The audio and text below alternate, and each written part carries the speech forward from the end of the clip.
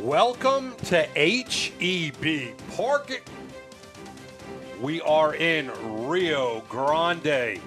The Toros and the Swope Park Rangers. I'm Bruce Silverman along with Matt Stubbington. And Matt, good matchup today. We got the Toro in the building. Got the cheerleaders in the building, and we got two teams that are ready for action tonight, and it's going to be a good one. You see Swope Park Rangers there in third spot in the Western Conference standings. They're trying to find a way to get up into second place. And the Toros, they're looking just to stay in the playoff picture. They have to treat this game like it is a one-out playoff game. They need 6 points just to get to the Mendoza line, with only 9 remaining for them. Well, they're not even on the graphic. They're in 11th spot, but they have to find a way to get the job done tonight. So they're going to go up against this gentleman here, Belmar. He's a really good player, 13 goals on the season. Loves to make those darting runs through the back line. With those 13 goals, obviously, he's got an eye for putting the ball in the back of the net. And he's in a great run of form right now. Leads the team, and for RGV, it is Mr. Murphy and his 6 goals. He's a tremendous player. Great as a target up top for RGV, and is very composed in the box, opportunistic as well, but he keeps it simple. When that ball is played to his feet, he lays it off nicely, spins off, and finds a way to get the ball back for his team. The Toros and the Rangers. Here's the lineup for Swope. It's a 4-3-3 lineup. Of course, you got Belmar up on the left flank. He's going to be joined with Malotto and Sobol as well. Very, very potent offense that the Swope Park Rangers have. And the lineup for the Toros. And you see Mr. Murphy up top. Borja is in the pipes. It's going to be interesting to see how those two teams match up together. Going with a 4-1-4-1 is RGV. So it's going to be an interesting battle in the midfield. 5 players for RGV going up against the 3 for Swope Park Rangers. Should be a good matchup out here in Texas. You take a look at the Toros, and then you take a look at the Rangers. We will have the first half coming up next. We built the USL into the largest Division II professional soccer league in the world. And now the time has come to announce USL Division III, America's professional third division league, completing the U.S. pro soccer landscape. It's time for your town, your team, your game. D3 will fuel local pride and local passion, creating a new legacy for the beautiful game and inspiring its tribal following across the country. This is professional soccer, built on a disciplined financial model and operational excellence, featuring exciting venues to thrill fans, in hungry new markets yearning for the game. USL Division III, professional, passionate, proven. Pro soccer starts here, coming in 2019. For more information, visit usld3.com. At Doctors Hospital at Renaissance Health System, we have one goal: advancing the health of the Rio Grande Valley. We're over 700 physicians and 1,200 nurses, researchers, and educators using innovative medicine and the most advanced technology to offer world-class health care here at home.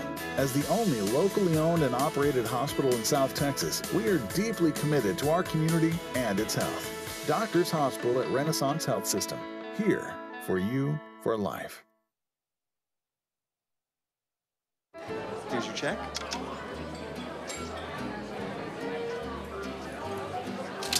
Oh, you got it. You know, since I got rid of my car, I really enjoy walking. Hey, God, no. Getting pulled over for buzz driving could cost you around $10,000 in fines, legal fees, and increased insurance rates. Oh, you're home early. You live with your mom? That'll set your game back a few years. Buzzed, busted, and broke. Because buzz driving is drunk driving. Welcome back to HEB here in Texas. The Toros And the Rangers moments away from getting started. And Matt, what do you expect? I expect the Toros to come out right on the front foot. They have to find a way to get into the playoff picture, and the only way they can do that is by winning tonight and winning their remaining games on their schedule. So they have to find a way to attack tonight, and it's going to be tough against this tough Swope Park Rangers team, who are very, very good at scoring themselves, and their goal against average for the year is they only conceded 30 goals for the season. So they're really good on the defensive side of the ball as well. If you look at the playoff picture right now, RGV sitting at 34 points. Right above that Mendoza line is OKC Energy with 40. So Rio Grande cannot even afford a draw tonight. 7 points in their last 9 would get them to 41. That's assuming that OKC isn't going to drop another point in their remaining 3 games. And you know that the Energy aren't going to falter if they can help it, so it's going to be a real challenge tonight. But you can only control what you can control, and that's what's left on your schedule. So that's what RGV have to focus on. They don't have to worry about anybody else except for themselves and the team that's facing them tonight, which is the Rangers. And they are in blue this evening. The manager, Junior Gonzalez, for the Toros, and Junior and company looking for their playoff lives here, and they are in red going from left to right on your screen. And Swope will start us up in the blue going from the right to the left. We are underway. 90 minutes of action here in the USL. Matt, one of the things that I love going into this matchup was right off the bat, both teams have nicknames. Makes it a little bit easier. You don't have to say the full name of the team. Well, and also you get the variety. You can call them RGV, you can call them Rio Grande, you can call them the Toros, Swope Park, you can call them the Rangers. I like that. Yeah, it makes it a little easier. So we'll have some fun. We will definitely have some fun. Oliveros. Kastner sending it forward. Murphy was trying to find the ball, unable to do so, but Swope gives the Toros the throw. Oliveros will take care of this one.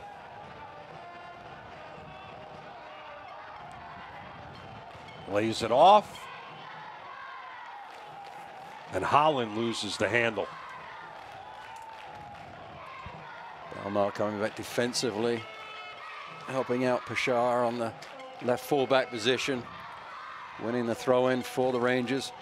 Pasher was the man who threw it in, but right now, the Toros in control. And just as I say that, they lose the handle, but do get it back. It always works out that way, as Bill Yu will play catch with Wharton. Ontiveros.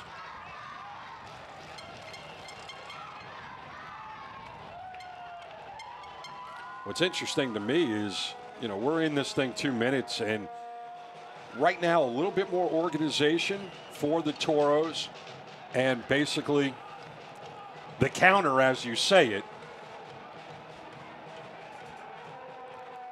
And here come the Rangers until they give it up. I say it's going to be an interesting battle between the two squads because of the way that they're lined up. The Rangers 4-3-3, and then RGV have got the 4-1-4-1. So the space should be out wide for the Rangers if they can utilize it. The important thing is those outside backs for RGV have to push forward, so they keep the outside forwards. Belmar and Selbo, for Swope Park. If they can push the outside backs forwards, RGV, that will keep those players occupied defensively so they can't join the attack. Garcia sends it down the pitch. Swope Park will start their control going all the way back to the keepers. And Dejas, loose ball. Swope Park dodges a huge bullet as Kastner will throw in. Apologetic hand held up there by Pashar as he realizes that that was a terrible ball he played back to the goalkeeper, Sendejas. Very fortunate that that one didn't end up in the back of the net. Bird was off the mark. Here comes Swope Park.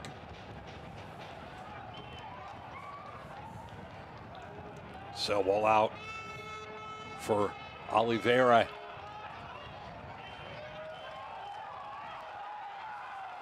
Kastner lost the handle, overran the ball. But nice work in the middle to slow things down as the Rangers were on the counter. They'll build back from the back. Ballo has options, goes straight ahead.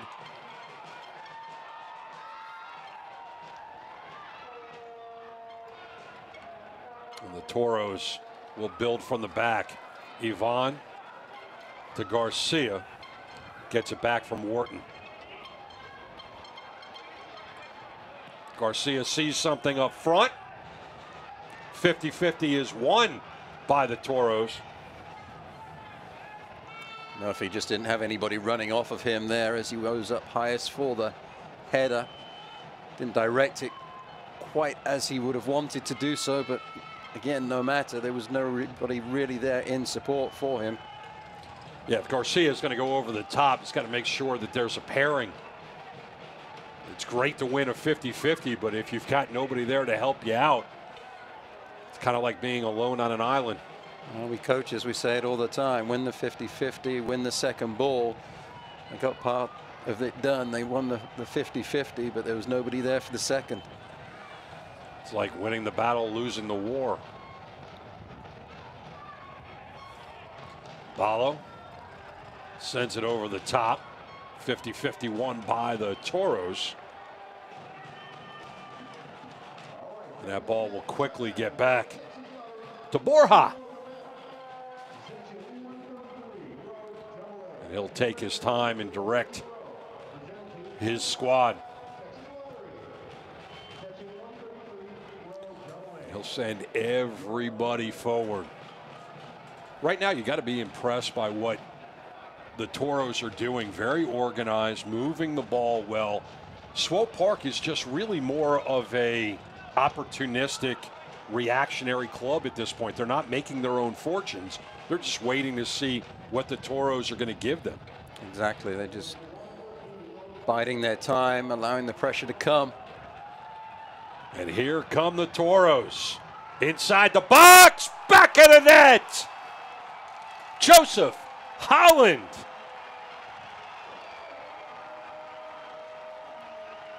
Well, the ball was switched out to the left flank. It was Ballou, the left fullback, coming up on the overlap. Looks up, plays it in. I thought that the pass had actually been aimed in further and deeper into the box, trying to find somebody else. But there was Holland. He traps the ball nicely and very nicely puts it in the back of the net with the left foot. Holland, how about that? His fourth of the season. Perfect start for the Toros. It looked like the pass from Ballou, the pace on the ball, he looked like he was trying to find TJ Kastner, number 11, who was in and around the penalty spot. But across the face of the goalkeeper was Holland, and from his angle, it looked like he was just a little bit too acute to put that one in the back of the net, but he made no mistake, right past the goalkeeper at the near post. Did a nice job of getting it to that left foot, keeping it on the ground to beat Sendejas. Swope will have to play from behind after giving up that goal in the 7th minute.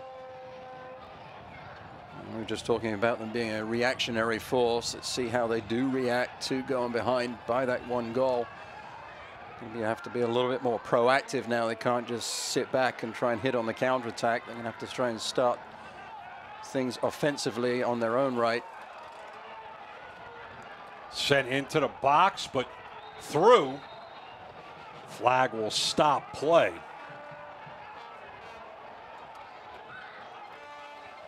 And you see the referee right there, Mark Allerton, the man with the Barbasol this evening. But the AR on that far side, great vantage point to see the offside position.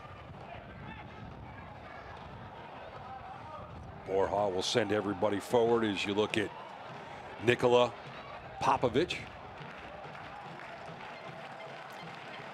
It's very professorial on the sideline. Either that or trying to take a page out of the head coach with the New England Patriots with the hoodie. And that was rather nonchalant by Ballo, because with the pressure coming on, if that ball doesn't have enough pace to get back to Zendejas, it's quickly and easily 2-0. Well, I've seen a couple of passes from the back line putting Zendejas under some pressure. He won't thank his defenders for that. Yeah, won't be taking the boys out to dinner tonight if they let him down. He might be asking them to take him out to dinner at a really nice restaurant, but none of them will think about going out to eat if they don't get back on level terms on this match. So far, the man with a free meal on the evening is Joseph Holland. Borja will decide which way he wants to go before he picks it up.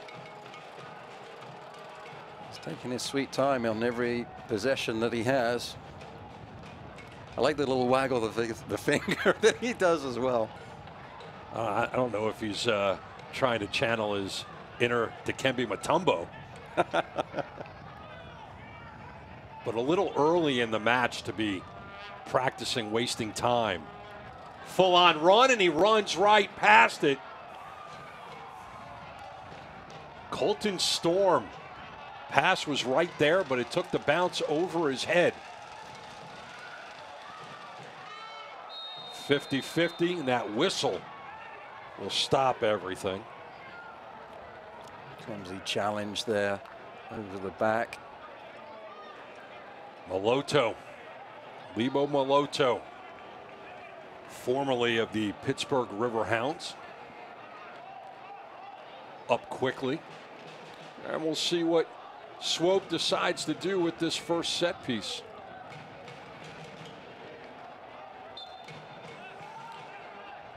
Kuzain went backwards.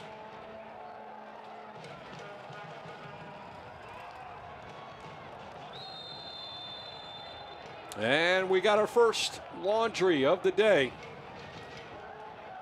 And the card is wagged in the face of number 19, Kyle Murphy.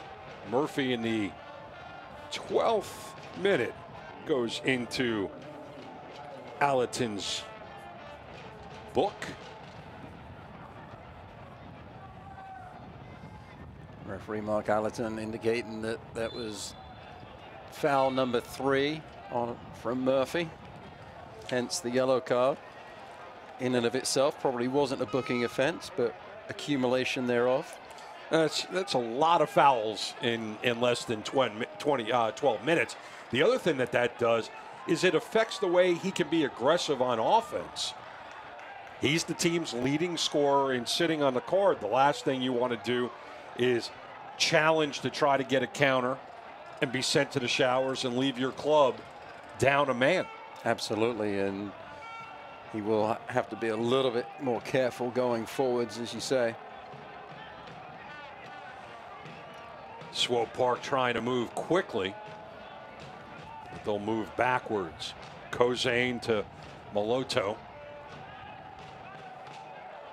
Cell ball. And that's a little too heavy. Foot race won by the Toros. And then sent all the way down the pitch. Oh, this could be interesting, but it gets there. You had Bird in chase. Zendejas was able to catch it before Bird got there. Swope Park needs to be very careful with the way that they're passing on that back line. Not a lot of oomph on the ball. And one of these days, one of these guys wearing a red and black jersey is going to catch up with one of those passes that isn't as hard as it should be. And Zendejas is going to be quite upset. Absolutely. If you're going to pass it backwards or square in your defensive half, you better make sure it gets to where you're aiming it.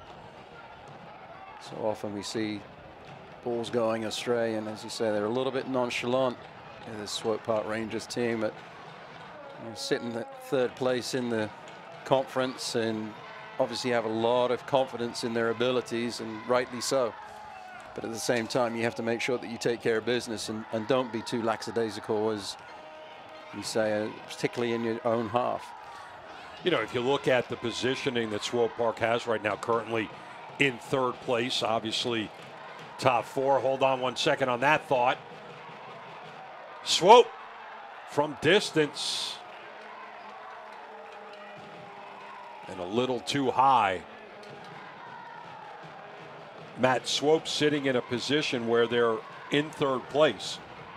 Home field advantage for the early parts of the round. And that gets cleared out, but not far enough, and that one just goes too high. Oliveira didn't really set his feet, didn't set the ball in front of himself enough so that he could get himself positioned over the ball, lead his foot through the ball with his knee, hence it goes over the crossbar. But there's a lot on the line. I'm certainly in third place. You have the home field advantage in the first round of the playoffs, but it'd be nice to get into second place that you host the second round as well. And only sitting a point behind the expansion Reno 1868. And how about that club? What a story. Oh, they're playing fantastic.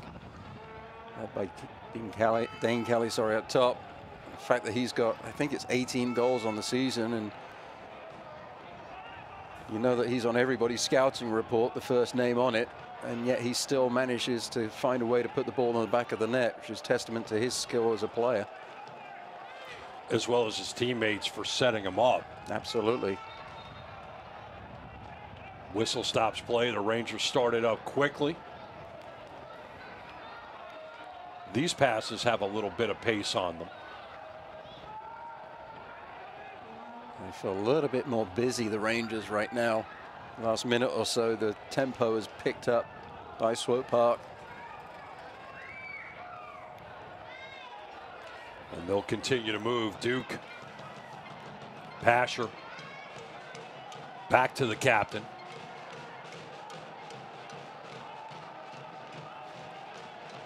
Doyle. Pasher trying to get past the defender. Is able to center.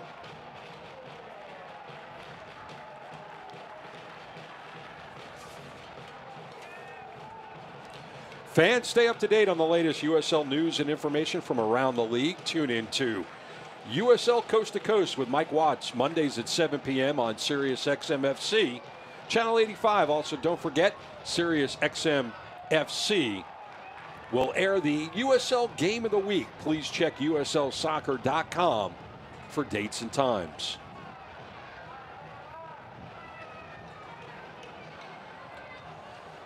Pasher will survey the situation in front of him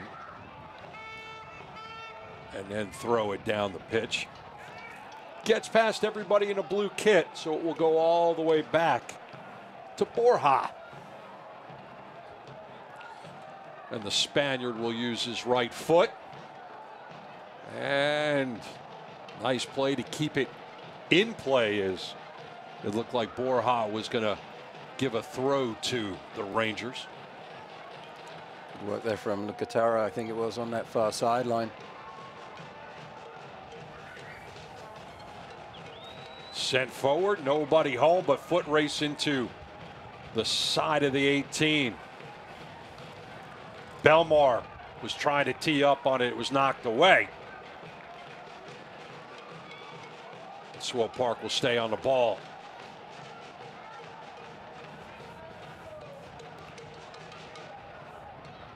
Oliveira out wide, but cleared off by the Toros. Here they come. Lucatera. And that ball will send over and Pasher will step in front of the intended target, Murphy. But the Toros right back on. Kastner.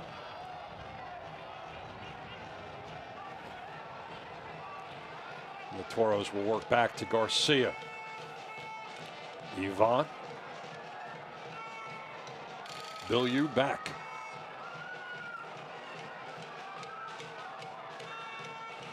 And Borja gets in the action.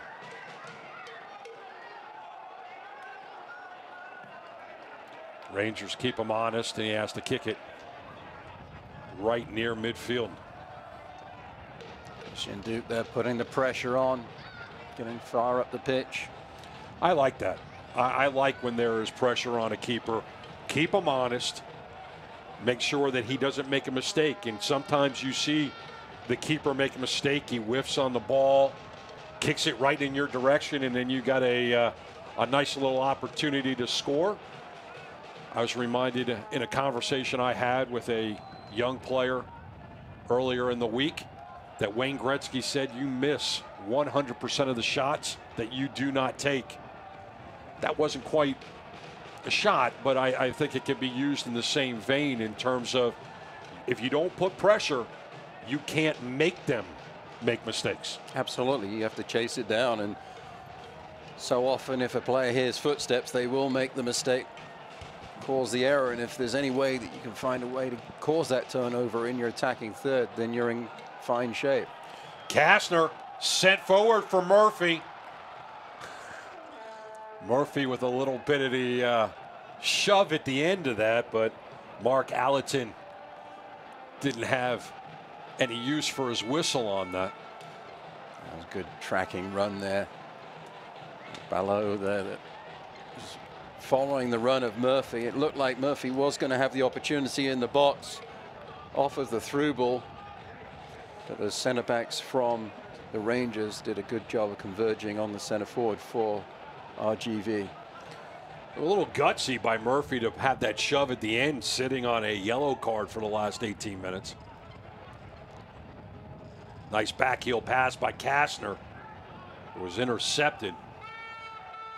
There's another adjective that you could use that instead of gutsy. Yeah, there were a couple of them, but some can't be used in a family program like this. I assume that his head coach is probably thinking them. Yeah, Junior Gonzalez probably not very happy that he's flirting with disaster there, especially with the club up by a goal. Oliveira trying to find some space. Been very busy in the center area of the pitch for the Rangers. Seaball gets his pocket picked. Opportunity on the counter for the Toros, out. And that ball was a little too low, intended for Murphy. If it had a little bit more air underneath it, would have been fun to see what Murphy could do going one-on-one with Zendejas. I love the movement of both those players there. Doyle, his footwork to get back defensively was fantastic, and the header back to his goalkeeper was really well done. But look at the movement of Murphy to peel away to try and create the angle for the pass as well. So important as a center forward to keep that movement going. And you also got to credit Murphy for timing everything correctly as you look at Junior Gonzalez, as opposed to what Selbo just did and getting caught a little too many steps, as Borja will kick this one away in the 23rd minute. As a center forward, it's the timing of the run is important, but also the movement prior to the acceleration is important. And you can see as Murphy moved horizontally across the pitch, creating that space for the ball to be crossed into, and then he could attack vertically. However, Doyle's footwork was fantastic, took the opportunity away. Rangers on a counter of their own, right into the minute. Moloto surveying which way he wants to go. Was it a little too heavy? No, it was not, but it's cleared by Garcia.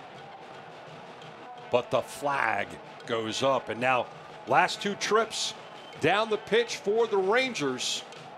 Wasted opportunities as they get caught too far ahead of the ball. Maloto just a little bit late in releasing the pass up the pitch into the attacking third.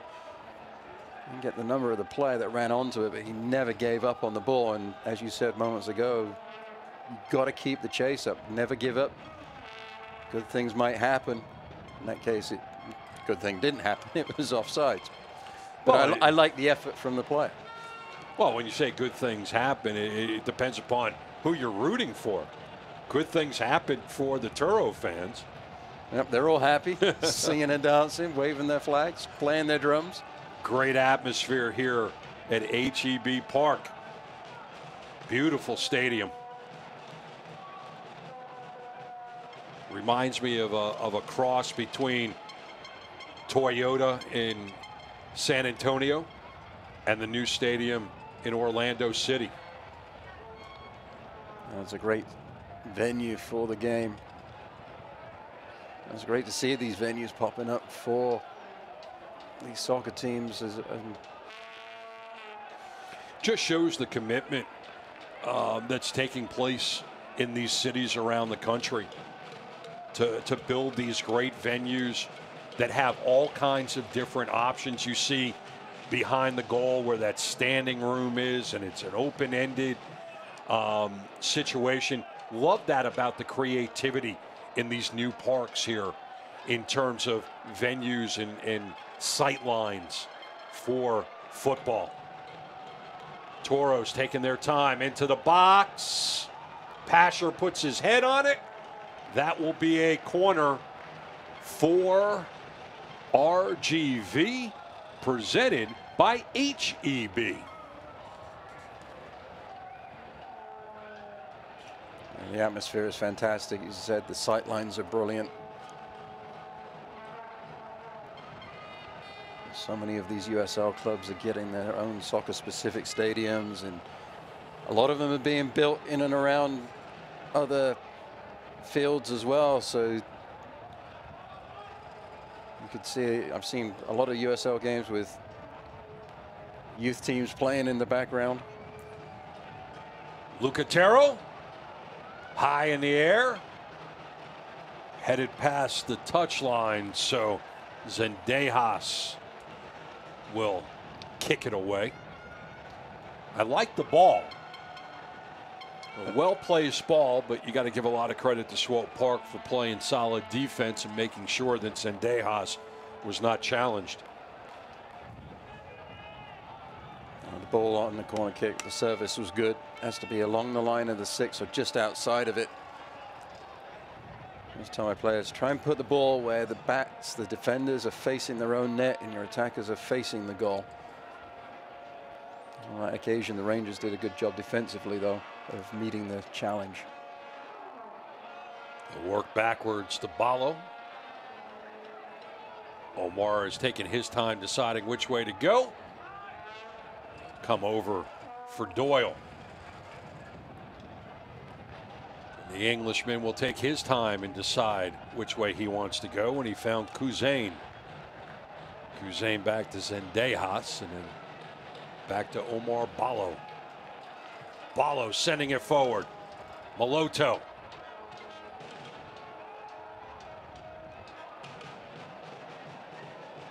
Storm dancing around. Kuzain. Doyle. Now Pasher. Pasher is off the mark. Toros take over. Over the top, down the pitch. Looking for Murphy. Way off the mark. Throw coming up. Feels like the Rangers don't have as much presence as they should or need to have in the middle area of the pitch.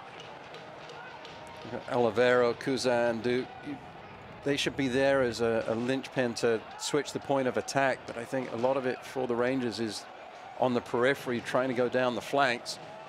Maloto picking up the ball there. There needs to be more of that, perhaps a little bit further up the field. Bolo out wide. Storm was the intended target. He'll throw it in.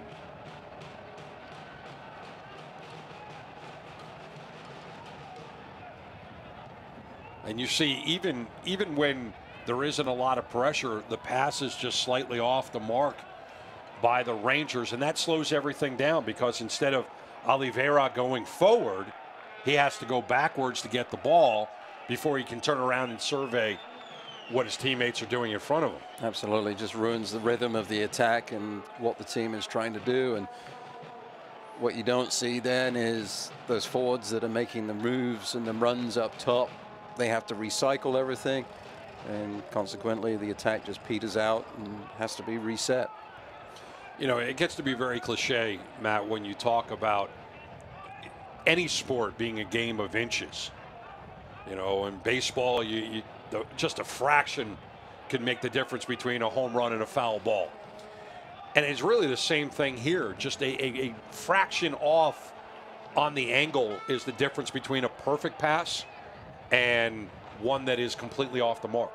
It is, and I mean, that's the skill of these players, that 9 times out of 10 they are finding the mark.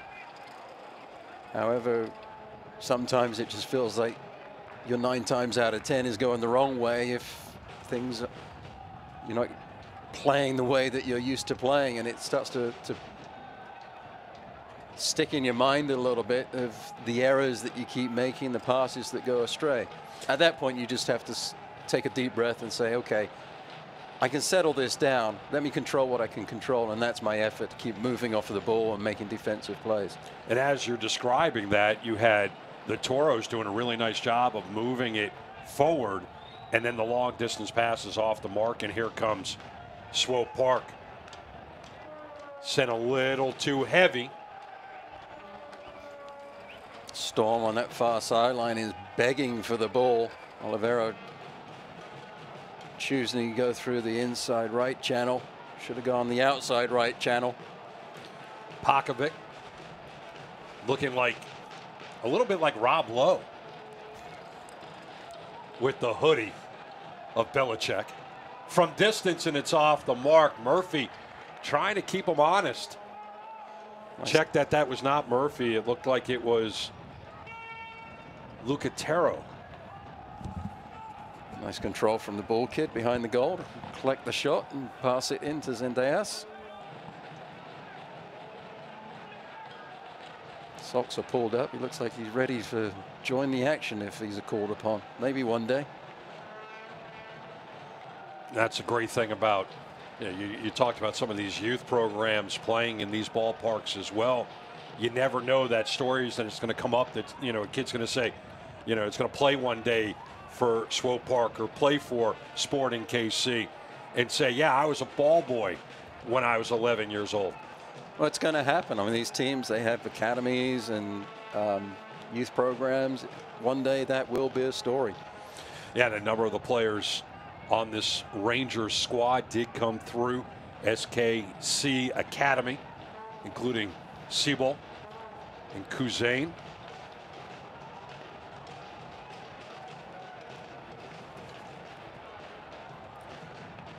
Rangers sending it forward.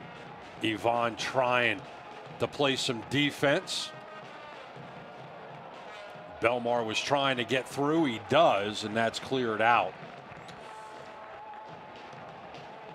The USL is one of the most prominent second division professional leagues in the world, featuring some of the best games, top talent, and rising stars. Stay up to date with all the league news and information by visiting uslsoccer.com and follow them on Twitter at USL. Maloto goes backwards for Kuzain. Balo taking his time before he gets some pressure. Kuzain for Doyle. The Englishman will left foot it out for Pasher and then get it right back.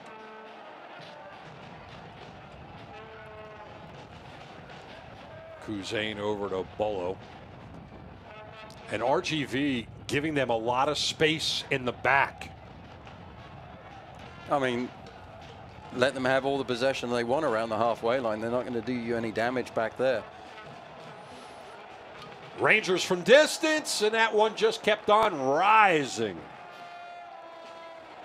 It was a good strike by Duke, but it just kept going up, up, and up. It's okay giving possession at the halfway line, but don't give possession at the top of your attacking third or your defensive third. And it did keep rising as the trigger was pulled by Duke. Nice work to find the ball. I'll tell you what, from that angle, it didn't miss by much. Seemed like he was a little off balance on the strike. Might have been the reason that he didn't plant that right foot exactly the way he wanted to. Exactly. And he was here leaning back. You have to imagine as you're striking the ball that you're leading your foot through the ball with your knee. Yeah, I think a lot of people, when you take a look at a shot like that, is you pay more attention to what they did with the left foot than the right foot. But the right foot is really the foot that makes all the difference in the angle, the height, the trajectory, everything about a shot. Well, at least when it's a left-footed shot. The plant foot is very important. If you don't get that just right, then it's very difficult to adjust your body to get things on target.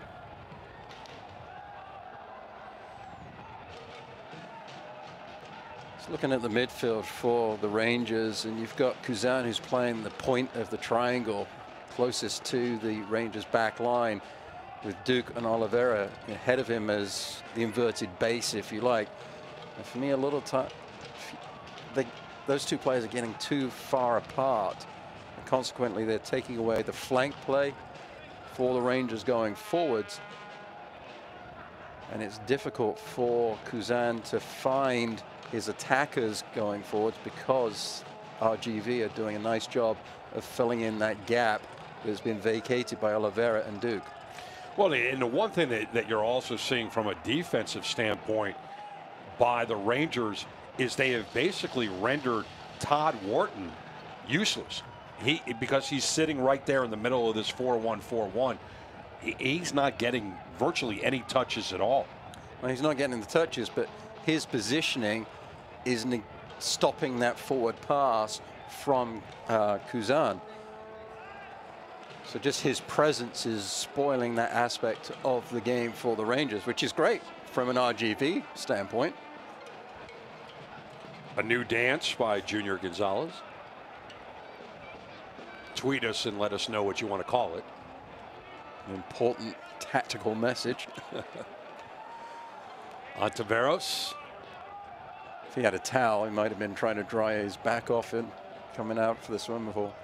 Now, most of the time when you see 69-31, it's a very telling statistic. You would think that the team that is controlling the ball the most is in control of the match, maybe even winning the match. But right now, 31% of the time, Toros are on the ball. But when they have the ball, 31% of the time, they're doing a lot more with it. Absolutely. And a lot of the possession, I mean, I would love to be able to break that possession statistic down into the field of play. Where is that possession happening? Now that's an interesting observation, Matt, because the majority of the possession by the Rangers has been here on this side, which is not much value to them at all. It isn't, and because they're playing the ball horizontally across the pitch and then back, it allows RGV to get back defensively, keep their shape, close down the passing lanes, and consequently nothing really is positively going on for the Rangers. And it's going to be pretty much a very frustrating first 45 minutes if it continues in this vein up until halftime.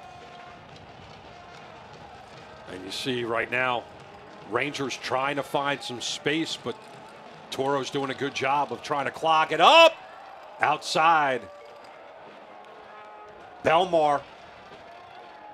And he's going to have nightmares about that one because he wasn't able to turn it around and put it on frame.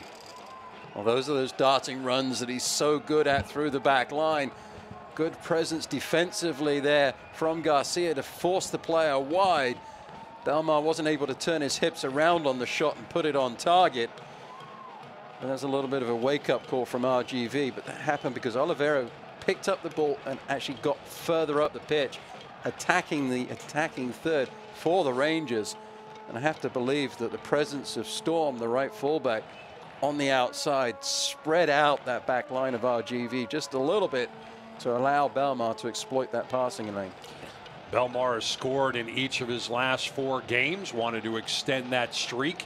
Credit to Garcia, but also credit to Borja for being in the right position too, because he really took away that near post. And there was no way, because of Garcia coming in to cut off the angle, that Belmar was going to do anything with the far post. That's a good read by the goalkeeper. A lot of the positioning, you can cheat a little bit if you like, if you read the position not only of the attacker on the ball, but also of your defender. And because of the presence of Garcia taking away that far post shot, Borja was able to cheat a little bit towards his near post. Like Murphy got the elbow of Bola into the mid-drift and went to the ground. Yeah, that will leave a mark and leave you gasping for breath a little bit. And football is the kind of sport where your lungs are pretty important. Breathing is vital to life, as they say. Certainly not overrated by any stretch of the imagination. 40th minute. My junior college, there was the careers service teacher had a whole 5-minute spiel about an addiction, and it turns out it was the addiction to actually breathing. It was very entertaining. You didn't see how that story was going to end, did you? No, we didn't. Sounds like he had a pretty good teacher. Belmar, and he's picked off. Murphy was sending it backwards. Referee got in the middle of the play. A couple players down, but we play on, and that ball is sent well into the night. Balo will chase it down.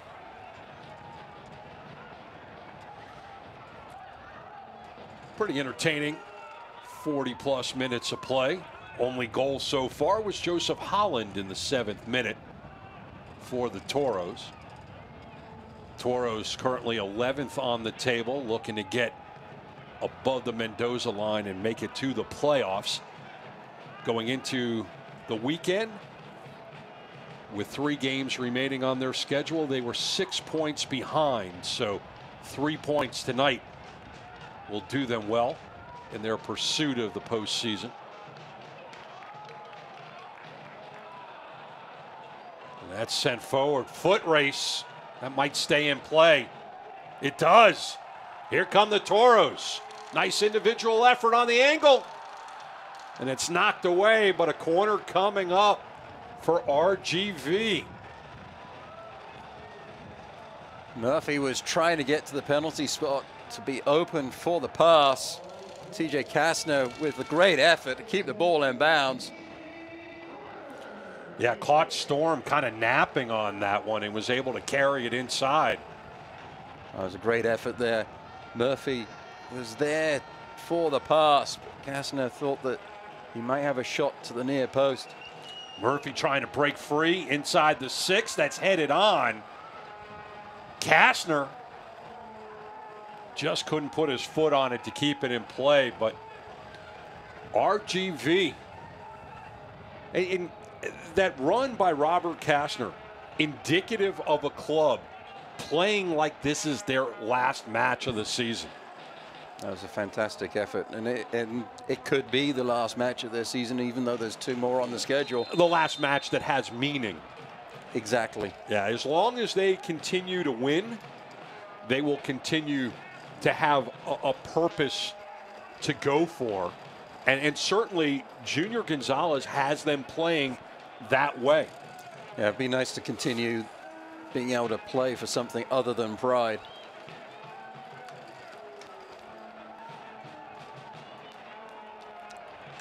Oliveira for Balo. Kevin gets it back. A little bit of touch on that one. Duke out wide. Pasher into the box.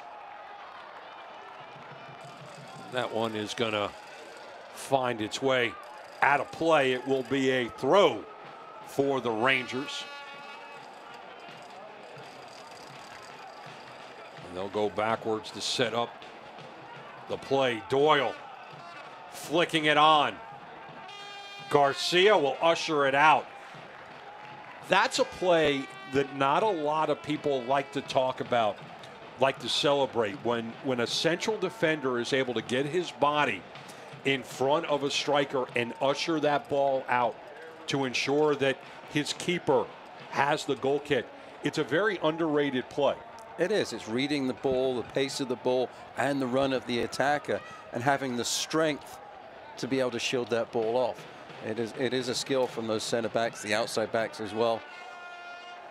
Sometimes you get your pocket picked and get embarrassed, but it's important that you're able to do that as a player and stop. Essentially, you're not saving the ball under your own basket by trying to clear it out. You're able to reset things and allow your goalkeeper the time to set the clearance up from the goal kick. You know, certainly at the 7th minute, Joseph Holland was very opportunistic in putting it past Sendejas. But for me, so far, that man right there that put his foot on it, Kevin Garcia, has been the player of the match for the Toros. He's kept things really tight in the back line. Last minute of regulation in the first half. Ball sent forward. Yeah. Selball went in, wanted the whistle. He wasn't going to get it inside the box. And Balo will go all the way back, and that's dangerous. Well, that's the third time this half the back pass has left Sendejas struggling. This one goes out for a corner kick. And on this one, Matt, if this is on frame, that's own goal territory. As Balo actually got the ball, he never, I mean, it was a no-look pass to his goalkeeper. Yeah, we got 1 minute of added time for you. Your viewing pleasure. Looks like it will be Joseph Holland that will be on this in-swinger. High in the air, into the 18. Yvonne got his head on it, but the whistle was blown for climbing the ladder and going over the back. That's the reason he got his head to it, because he was pinning the defender to the ground with both hands on the shoulders. I'm not even sure that's a foul anymore. Mark Gallatin felt it was and blew the whistle, obviously.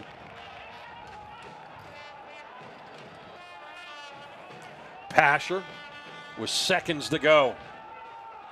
Duke.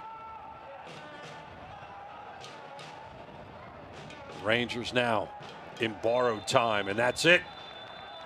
They didn't play with enough sense of urgency in that, and that will do it. 45+1. It is the Toros with a 1-0 lead going into the dressing room. Very impressive first half for Rio Grande Valley. So, Matt, we're going to go to break here in a minute, but you got to be happy if you're Junior Gonzalez. Absolutely. RGV have played the more positive of the two squads. They haven't been nonchalant. Swope Park Rangers have. Consequently, RGV have the 1-0 lead. So 1-0. We will be back. Halftime festivities are next. Toros up by 1.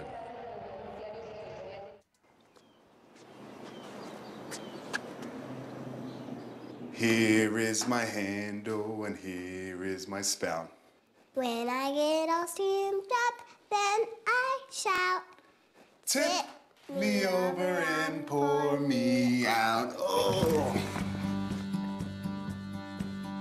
It only takes a moment to make a moment. Cheers. Take time to be a dad today. At Doctors Hospital at Renaissance Health System, we have one goal: advancing the health of the Rio Grande Valley. We're over 700 physicians and 1,200 nurses, researchers, and educators using innovative medicine and the most advanced technology to offer world-class health care here at home. As the only locally owned and operated hospital in South Texas, we are deeply committed to our community and its health. Doctors Hospital at Renaissance Health System, here for you for life.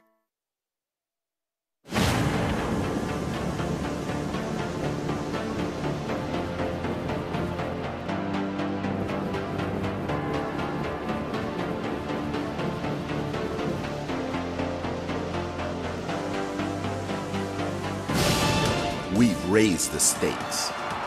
Expectations are high. Our biggest season yet will break records with elite players and future stars. Innovative technology and new homes. We're growing the game in our communities and across the nation. Are you ready?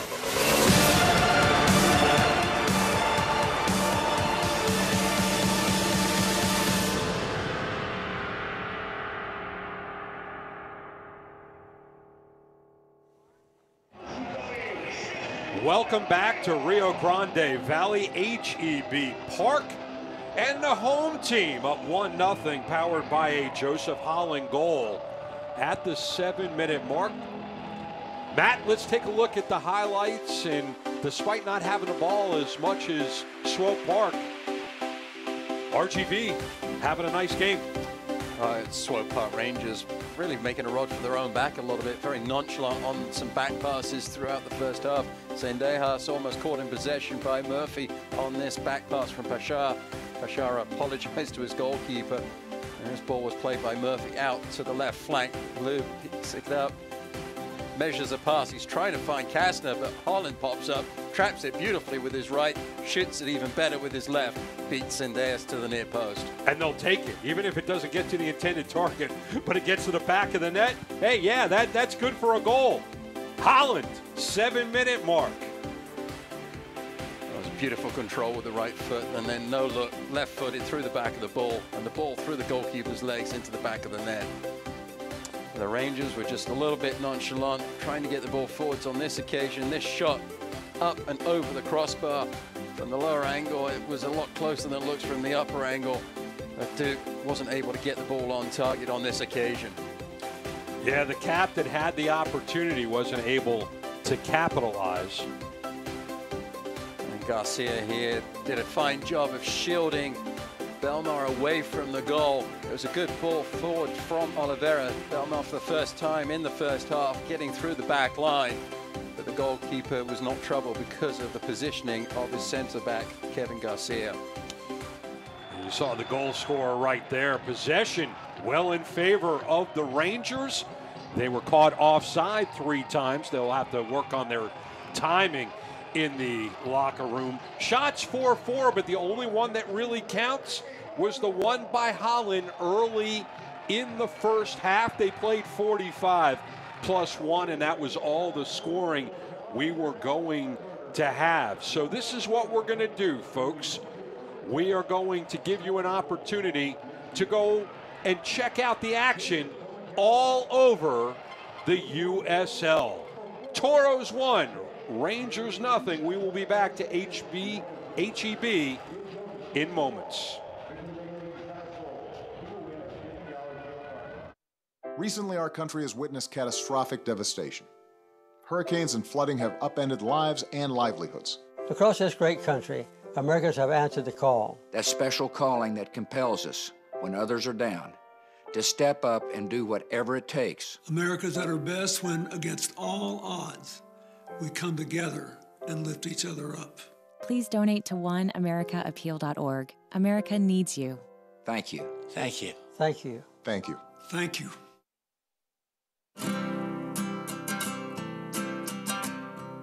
Every day across America, excess food is gathered by a network of good people at local food banks, giving hope to millions of children who struggle with hunger. They've earned their wings, and you can too. Together, we can solve child hunger. Support Feeding America and your local food bank at feedingamerica.org. The race for the USL Golden Boot is one to watch entering the final weeks of the USL regular season. The USL's all-time leading scorer, Dane Kelly, leads the league's top offense in Reno 1868 FC. Kelly's 18 goals on the year are chasing Matt Fondy's USL single-season scoring record of 22, set back in 2015, as Kelly pursues the first Golden Boot of his career. Enzo Martinez is second in the race with 16, but hasn't tallied a goal since week 24. Martinez and the Charlotte Independents enter week 28 having clinched a spot in the playoffs, but looking to hold on to the number 2 seed. The Charleston Battery's Romario Williams has only played in 20 games this season, yet has scored 15 goals. June's Player of the Month is looking to get back into scoring form. The Jamaican international has been held scoreless since August 12th. Real Monarchs SLC's Chandler Hoffman has already matched his single-season high of 14 goals and has done it with the fewest shots of any player in Golden Boot contention. Hoffman's 46 shots are about half that of Dane Kelly, who leads the league with 93 shots. The Pittsburgh Riverhounds' Corey Herzog has played the most minutes of the players in the running and is coming off his third two-goal performance on the year. Herzog's brace against Bethlehem Steel FC brought his season total to 13, the same number he had in the 2016 regular season. With 3 weeks to go, the contenders will look to end on a high note as the race nears the finish line. For USL Network, I'm Morgan Conklin.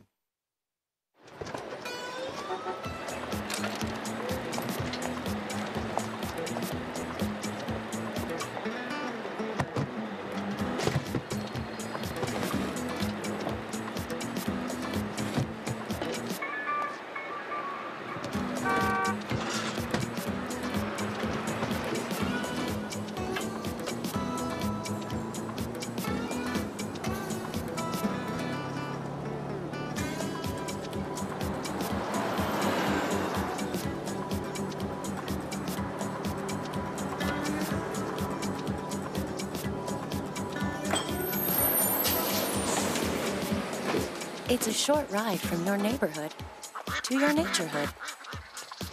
Find fun activities to do, like boating and biking, or camping and hiking, plus much more.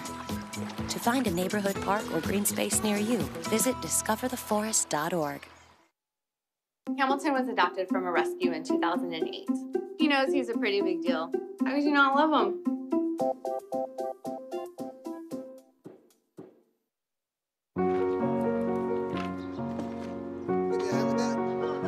We'd do anything for kids. Thanks for helping us. Yet 1 in 6 children in the U.S. struggle with hunger. Help end childhood hunger near you. Learn how at feedingamerica.org. Welcome back to HEB Park. It's 1-0 at the half. Toros on top. Next match on ESPN3. Phoenix Rising FC versus the Roughnecks of Tulsa. It's Wednesday, October 4th. 10 p.m. Eastern. We want you to check that match out. Don't go away. Second half coming up next. Rio Grande Valley. 1-0 over Swope Park Rangers.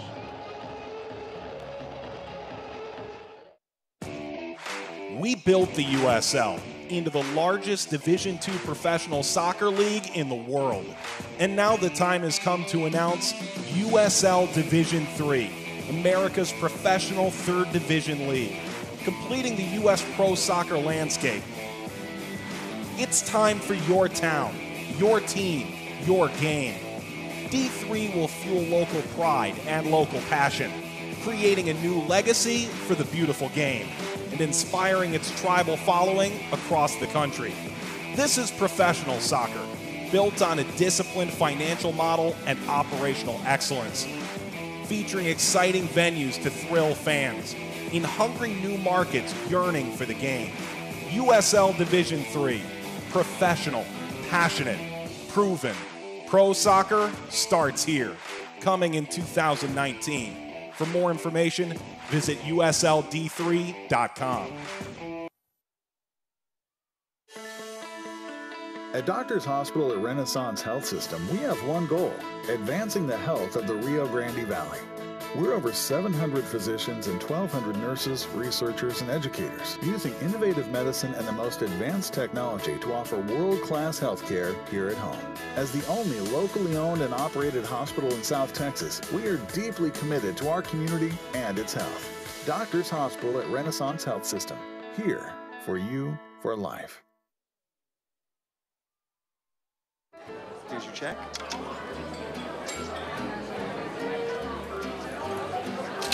Oh, you got it. You know, since I got rid of my car, I really enjoy walking. Okay. God, no. Getting pulled over for buzz driving could cost you around $10,000 in fines, legal fees, and increased insurance rates. Oh, you're home early. You live with your mom? That'll set your game back a few years. Buzzed, busted, and broke. Because buzz driving is drunk driving. Welcome back to HEB Park. Rio Grande Valley not being the most hospitable hosts as they spent 45+1, being a goal better than their visitors, the Rangers. So let's take a look at the USL upcoming schedule. You have Tampa Bay, which will be hosting the Red Bulls on Wednesday night. Phoenix and Tulsa. Orange County and Sacramento on the West Coast. Toronto FC and Bethlehem Steel. And those are the notable games from October 4th to the 6th. Upcoming schedule for the Rangers. Now let's go straight to the news and the notes in the USL. And Matt, Reno, we talked about it in the first half, red hot. For Reno, Lindo Mfeka is really on a tear right now. 4 goals and assists in 2 games. I got to see him when he was at the University of South Florida. He is a fantastic midfielder, very, very busy. Really works hard in and around the ball, finds his teammates as well. But it's also great to see him getting on the score sheet. Yeah, but look at that. 69 points. Oh, I'm sorry, 69 goals. That's just lights out. It's phenomenal, and the 6-1 win over the Timbers too as well. It's just a fantastic job that they're doing in Reno, and consequently we see them towards the top of the division. But what a story for an expansion club. 69 goals, playoffs, everything else that goes along with it. Fans in Reno having a great time, because anytime that you go to the ballpark and you can see your home club scoring basically at will, that's just fun. Absolutely. That's just flat out fun. When I go and I want to watch a match, I want to see scoring. You know, 0-0 games can be entertaining. It's beautiful to watch a lot of 0-0 games. But if you're a fan and you go to a 6-1 game, hey, I'm back. I'm coming back for this. Yeah, I mean, you're looking basically on a 6-1 game, you're looking at a goal every 10 to 15 minutes. That's fantastic value for money. So yes, it's entertaining for the fans, and it's great that they're putting the ball in the back of the net. Again, they're finding the way to get the job done, and Mfeka's stepping up. You've got Kelly, who's doing a great job, and all of the supporting cast as well. The fact that they're able to be so successful as an expansion club is a real testament to the players and to the coaching staff. Absolutely. Playoff picture is, at least in the Western Conference, going into this one, you see OKC Energy sitting at 40 points. That is of note, because what you don't see on the screen in 11th is this Toros club sitting at 34. If the match ended right the way it is right now, they would go from 34 to 37, and that makes it interesting as they move forward. And you see Swope Park with 54 points, one less than Reno, who we were just talking about, with 3 games remaining. So Swope wanting to be in that top 4 to be able to host at least one match. If they get better in terms of points than Reno, they're going to host up to 2 matches, possibly 3. So this is an important match for them, despite knowing they're in the playoffs. And as we talked about at the beginning of the broadcast, Matt, this is kind of like a playoff match for for Rio Grande, because each of their last 3 matches are playoff matches. They absolutely are. They have to win these games to stand a chance. And you look at that, the teams ahead of them, OKC Energy, on their schedule is Swope Park Rangers. So it's important that RGV are able to be victorious tonight, so they keep their destiny in their own hands, and then they can hope that the team that they're playing against tonight do them a favor and beat the Energy in a couple of games' time. Final thought on Reno 1868. Congratulations to my friend Andy Smith, the general manager there, who has just done an amazing job of building this franchise. So here we are, back to action, second half. The Toros are in red. They will go from the left, I'm sorry, from the right to the left on your screen, and the Rangers in the blue will go from left to the right. Toros will start us up and work backwards all the way to Borja. And really, you just go all the way back to your keeper to make sure he's still there. When he just walked out of the locker room with him and he's dressed in fluorescent yellow, you should know that he is there. Well, but he's been keeping the ball on his foot so long throughout the first half. Why not play the ball back to him? Always good when your goalkeeper looks like a highlighter. Rangers will look to possess the ball just as well as they did in the first half, but they want to do it on the other side of the pitch. Toros are going to give them all day to dribble around right here. Balo sends it forward. Good ball, but a little too heavy for Carlton Belmar, who played previously with Portland Timbers 2 out of Virginia Beach. And don't forget, we're going to keep an eye on Belmar because he's had a goal in each of his last 4 games. Rangers would like that streak to continue. Borja will kick it away with his right foot. You see Borja just let that ball run over the byline for the goal kick and takes the ball all the way across his goal from left to right as he sets in goal to waste as much time as he possibly can. Holland did a great job to dribble out of trouble with 3 defenders around him. Kastner with 2 defenders on his hip pocket. Wharton, now Bird. Runner Ballou did absolutely no favors for Kastner, just took defenders into the path of Kastner. Could have done with an overlapping run to the outside of his teammate from Ballou to maybe take the defender outside, but in the end he just got in the way. Ballou with the throw. Kastner goes backwards. Wharton, and they'll work all the way back to Borja. Strong right foot. 50-51 by Balo. Flicking it forward. Ivan didn't know there was a Ranger behind him. Ended up doing pretty well with it, did Ivan. Initially, he looked very awkward. Murphy, just a step too far behind.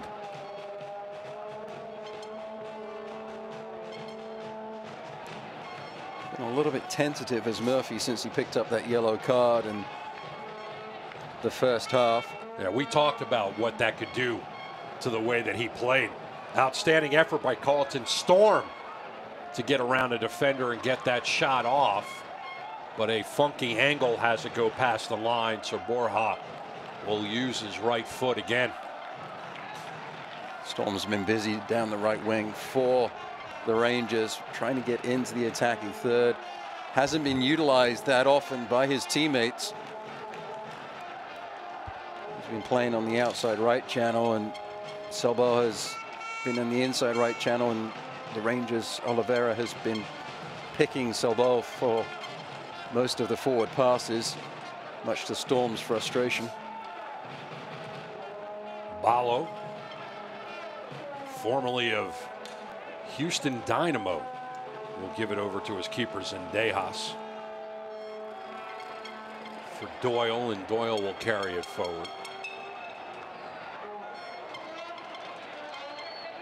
The red shirts in the middle of the pitch. The Rangers have to go outside each time they're going to play the ball forwards.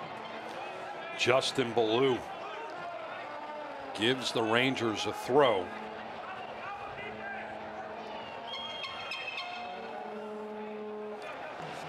We talked about it in the first half. Walton is just sitting in front of his back 4, taking away those checking runs.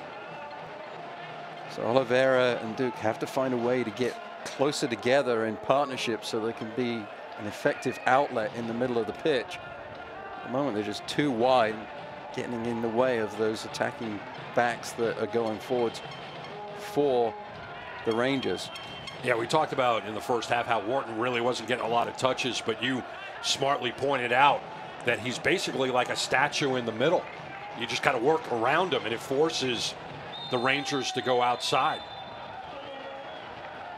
I'm glad you thought it was smartly. Absolutely.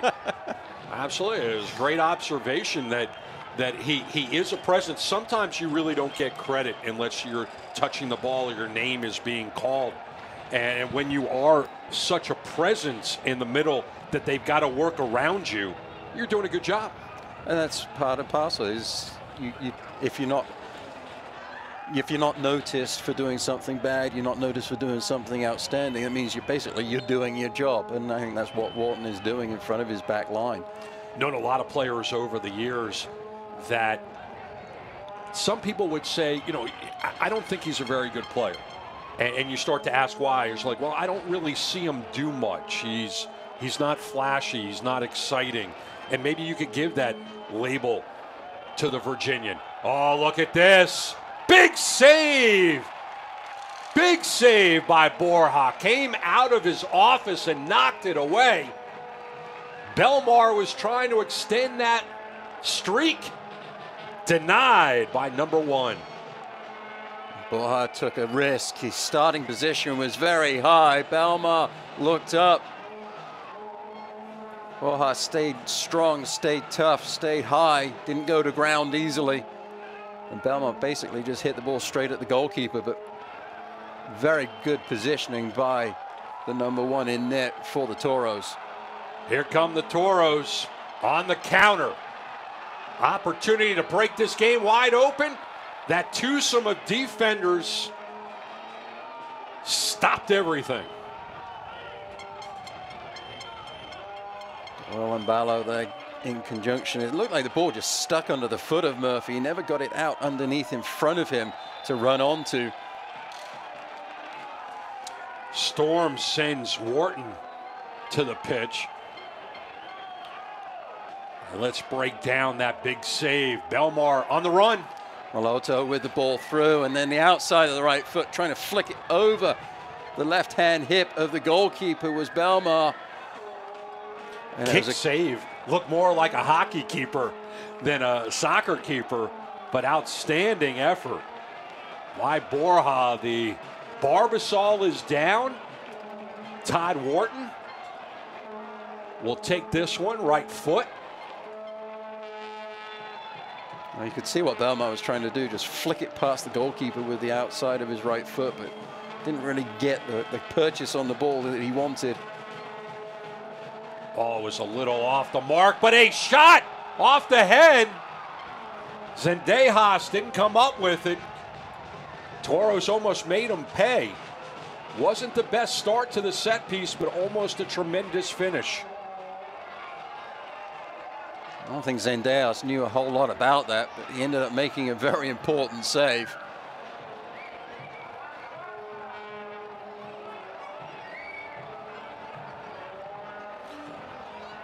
Wharton just playing catch with Garcia.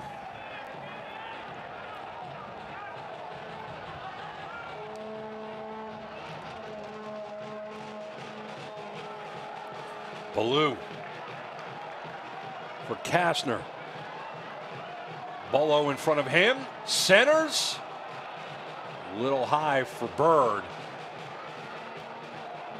But Toro's still on it. Into the box. Intended for Kastner.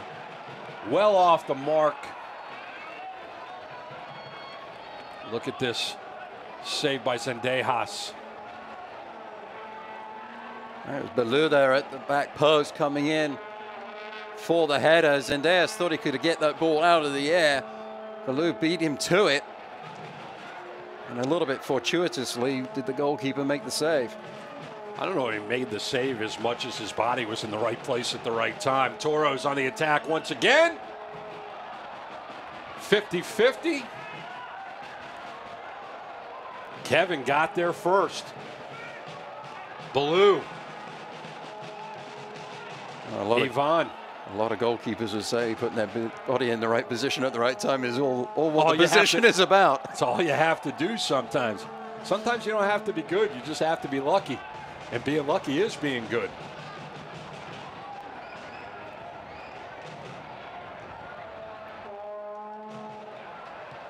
Bird goes backwards. Garcia gives it up, but covered easily by Wharton. The benefit of that 4-1-4-1 for Wharton just to come over and cover. Throw coming up for the men in red and black. Today was a pretty good day for at least one other team that wore red and black. Bulldogs with a 41-0 win over the Tennessee Volunteers on the road. Congratulations to you as the Gators get a win today as well. Well, tomorrow is Gators against the Bulldogs in women's soccer. They play tomorrow night at 6 p.m. in Athens.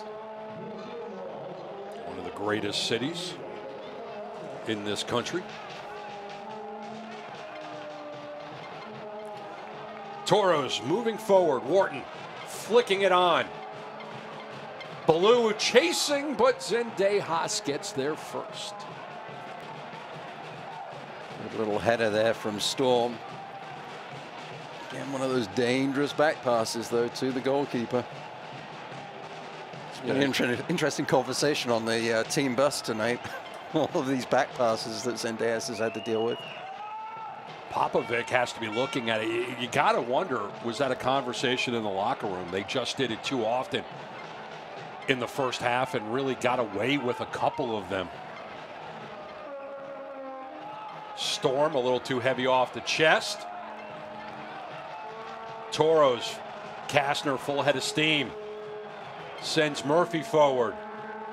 Slows it up. Ballo on him. Murphy dances out of trouble.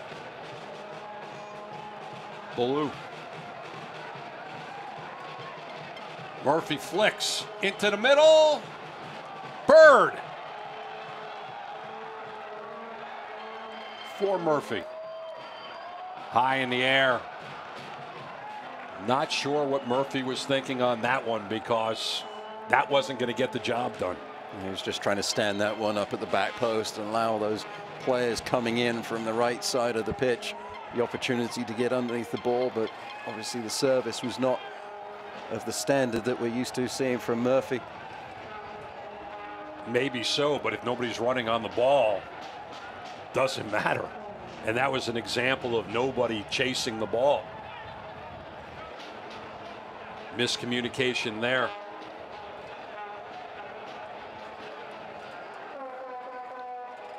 Pasher trying to split defenders. That doesn't work.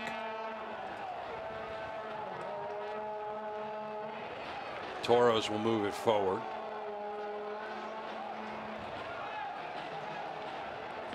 Ontiveros there trying to dribble out of trouble. Dangerous choice for the right fullback right at the beginning of the middle third for the Toros.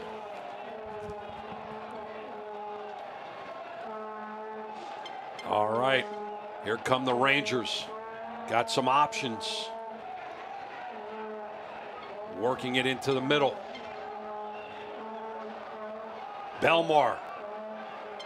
Kevin gets his own pass. Kevin gets it back. Off the foot of Kastner.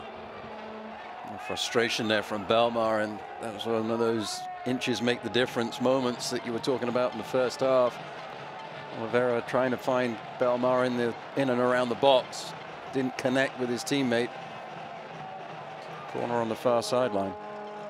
A good job by the defender to make sure that couldn't turn on the ball. They'll give up the corner. And it will be Oliveira going over and taking this one.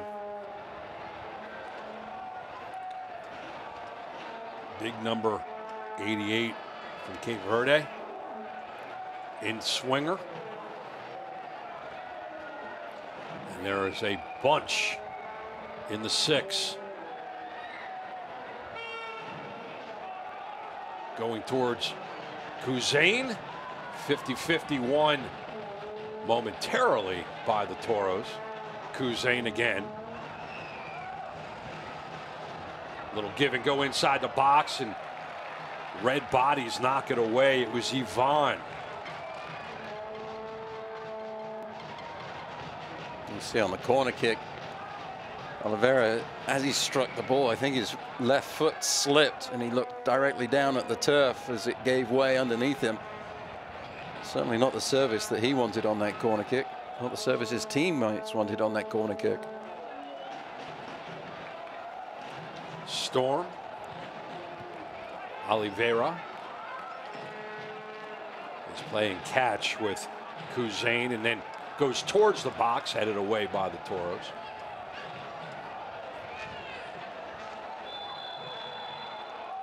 And that will go the way of the Rangers. Siebel wanted the card. He does get the Barbasol. It's just a poor decision here by the defender, Lecataro, coming inside. And you see the manner in which he stood up from the challenge. He knew he made the wrong choice, coming back towards his own goal, turning into the pressure, and then clumsily fouling the player. And this is a great opportunity for the Rangers. Oliveira has the left foot. Excuse me, switch that. Oliveira has the right. Doyle has the left. Looks like Kevin's going to take it. At least that's the way they're leaning now. And this is striking distance. Nope, Doyle, nope. Faked me out. Went right at it, went wide. Well, he got it up and he got it over the wall, but he didn't get it on target. Always wonder with those run over the ball, whether it just disrupts the flow and concentration of the player that's going to be striking the ball. So Doyle misses. We're about 2/3 of the way through this match. The lone goal came at the 7-minute mark. It was Joseph Holland beating Zendejas. Belmar. And they'll give it over to Storm. That goes off the back of Holland. Garcia. Now Bird. How strong was Garcia in that challenge? Bird carrying it long distance. Slides over into the box. Bird wide, but the flag was up. Should have kept the play going out to the right flank. Lecataro was in a lot of space. Tried the fancy flick over the back line to Bird, who strayed into the offside position. Wharton. All the way back to Yvonne.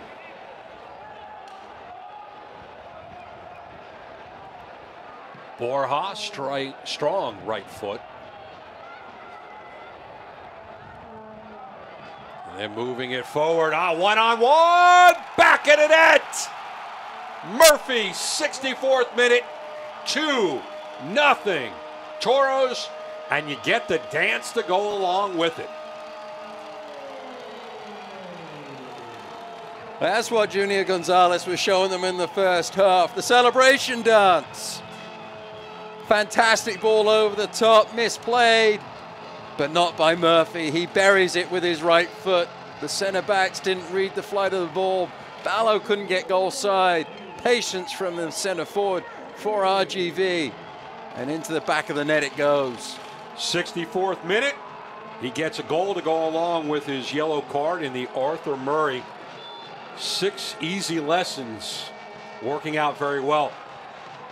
Murphy with great body control on that, because it really was the body control that set up the right foot more than anything else. He had to slow everything down, control the ball so that he could put the right foot on it.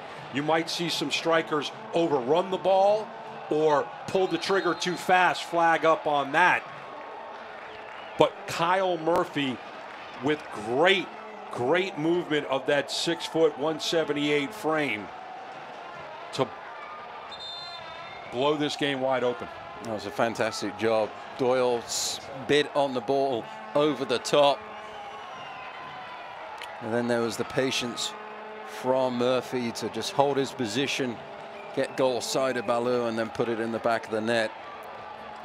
Oliveira's coming out, which is a bit of a surprise to me. I thought he's been playing pretty well throughout this match. He's certainly been very busy, probably the most busy of the Rangers players. Felipe Hernandez will replace him in the 66th minute and play the next 34 and change for the Rangers. First time that Popovic has gone to his bench.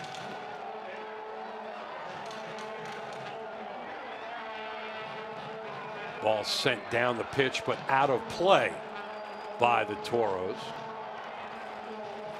Yeah, I agree with you, Matt. Oliveira has been effective, been engaging throughout the first 66 minutes.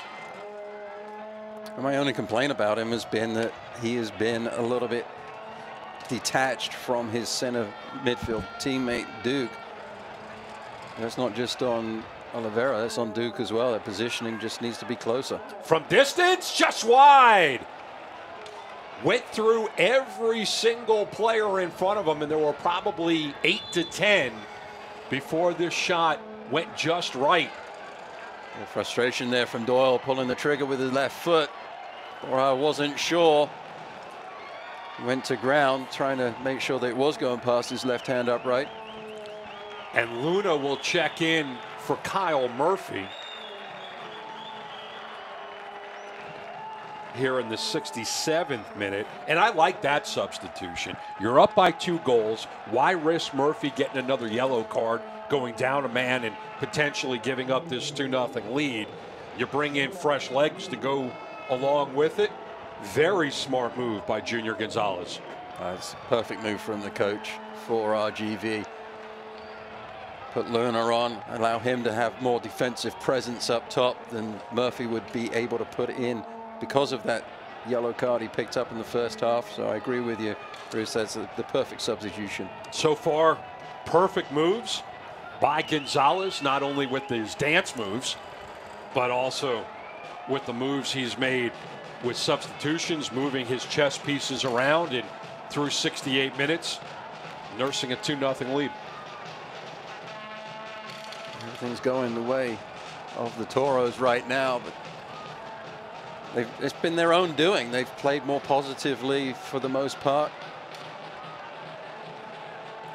Nice ball forward. Passer snatched out of the air by Borja. Tyler Pasher kind of ran out of real estate, especially if you're going to take a shot on net from that angle with his left foot. A little flamboyant is the goalkeeper for RGV. I was a little worried about his positioning as the cross came in from Pasha. But the footwork was good, and he was able to get underneath the cross and make the save. I was a little worried about him carrying it into the net. Storm.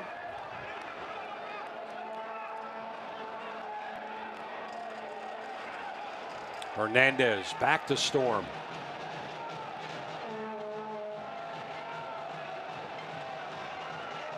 Pasher inside the box. 2 defenders on him. Kuzain took a rip, but he didn't have a lot of room to squeeze that ball through. A lot of RGV players between him and the net. Player down for RGV about the halfway line. I see who it was, whether they're slow to get up. Boro's on a walk.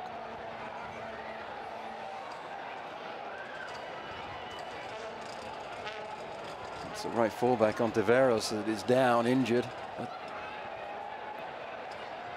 Not in a dangerous area, which is why play was able to continue with the Rangers in possession. Holding the back of his left knee. So probably either a little hyperextended or he's cramping up.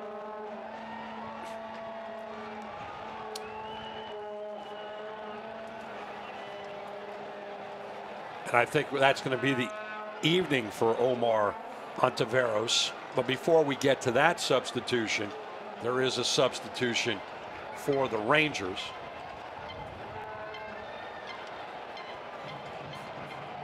Okay, so it will be Green for Ontiveros, and we'll get to that after Rugova comes in for Selbo.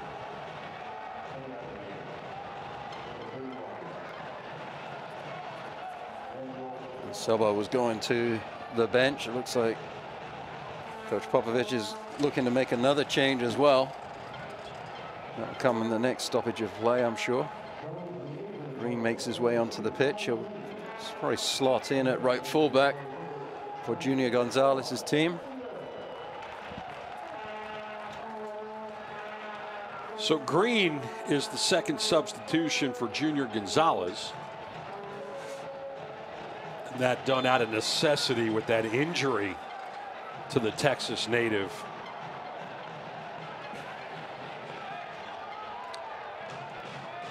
And that doesn't stay in play.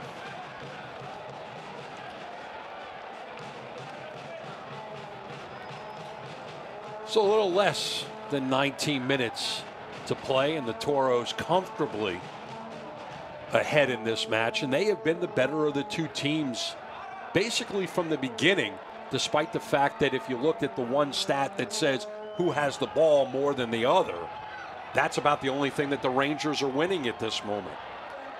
Ball stays in play for the Toros.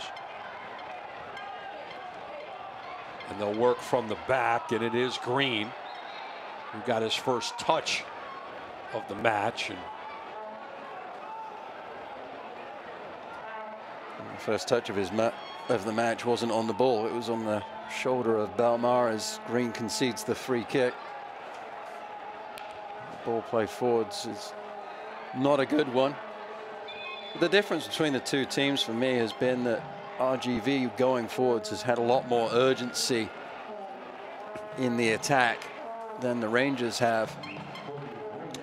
And the third and final substitution for Nikola Popovich is Parker Marr for Tyler Pasher.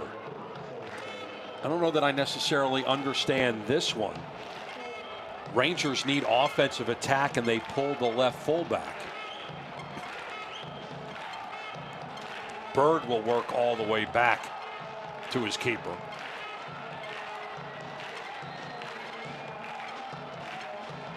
The outside backs for the Rangers have been going forward. Storm on the right and Pasher on the left.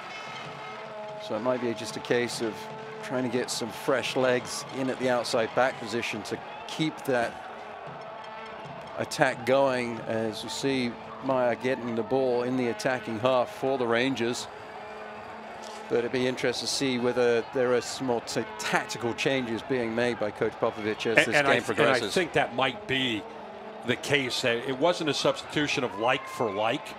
It was more pulling that left fullback and inserting a midfielder. So maybe you'll see that the Rangers will go more to a back line of 3 and a midsection of 4. They started with a 4-3-3. I think this might change things to a 3-4-3. I think you're probably right, and certainly Meyer is getting further and further up the pitch. Pasher played a pretty good game for the Rangers. Did get forwards on the attack as much as he possibly could. But again, I don't think that those outside backs for the Rangers have been utilized greatly. And that play goes wide right. Take a look at the injury to Omar Ontiveros, the Texas native. And he went in for that slide challenge against Selbo and just overstretched the hammies, I think. So quarter coming up for the Rangers, down by 2 in the 75th minute. Looking to get on the board and cut the lead in half. In swinger. Headed out easily by Bilyeu. Throwing quick to Marr. Marr will send it into the box. And that's in the back of the net. And that is a goal for the Rangers. He's played so well in this game, but Garcia turned it into the back of his own net, the center back for RGV. Meyer on the ball, all the way back across. He had to make a play on it to Garcia because Belmar was lurking. He had no choice. So Garcia, own goal in the 76th minute. And that's a shame because we talked about what a brilliant game he had in the first half. And now things very, very different with 15 minutes to go. It was a really good service in from the left flank.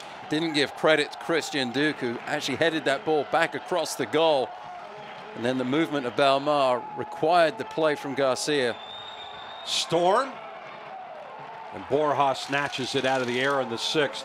We've talked about it in previous broadcasts, Matt, that a 2-0 lead is the most difficult lead to protect. And a great opportunity taken advantage by the Rangers. Tough own goal by Garcia. But now, new lease on life for the Rangers. Definitely is, and it's because they made a decisive pass or a decisive cross into the box.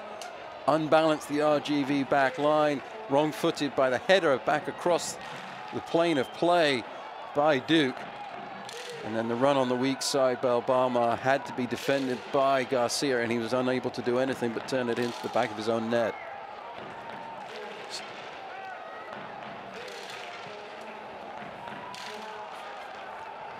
Here come the Toros. Green leading the attack. Flicks it forward. Found the head of Luna. Luna went backwards, but nobody home for the Toros. You know, Matt, sometimes after a match, you look back at what could have been.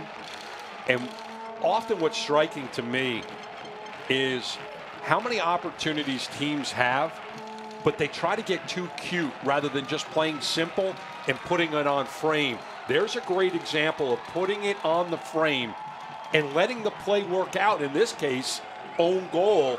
And no matter how it gets in the back of the net, whether it's off your foot if you're a Ranger or off to the foot of your opponent, a goal is a goal is a goal. Absolutely, you got to put it in the mix. And you made that comment in the first half. You only score if you take the shot. On this occasion, it wasn't Duke taking the shot, but he was putting it in the mixer, putting the pressure on the back line, and they got the just desserts. Flag was up. Nice ball movement, but a little too far ahead of the play. Last substitution of the evening for both clubs. Lucatero, the Texas native, is out, and Nicholas Perea finds his way into the match in the 79th minute. He'll have a conversation with his manager before he takes off the penny. Saw the flag go up on the far sideline as I was talking all over your potential goal call there. I apologize, Bruce. Hey, don't apologize to me. Apologize to the Toros. They're the ones that are coming after you after this match. In 12 minutes, you better run out of the building.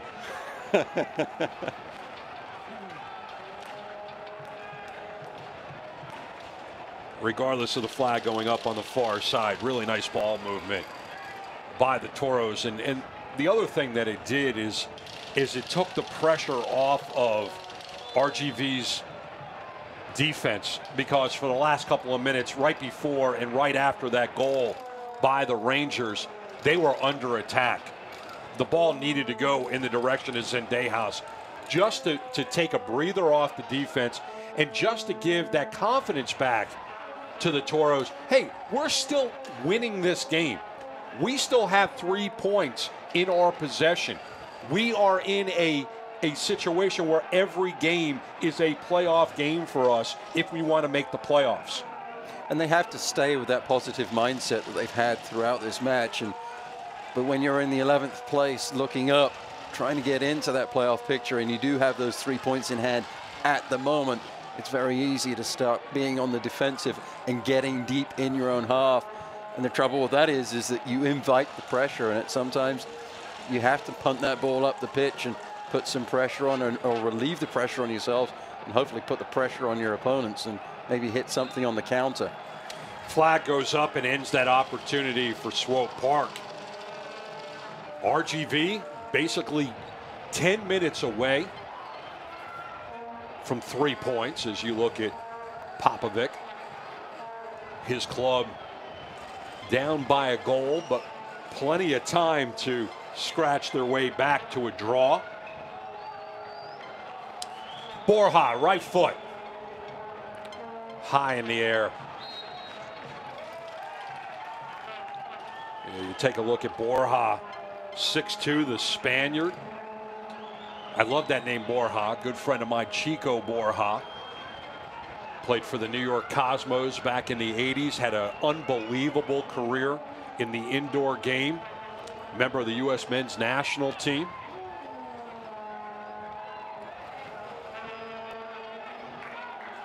As Hernandez, excuse me, that was Cousin sent it forward. Belmar kept it in play, but nobody there for the Rangers. There's Hernandez. Cousin.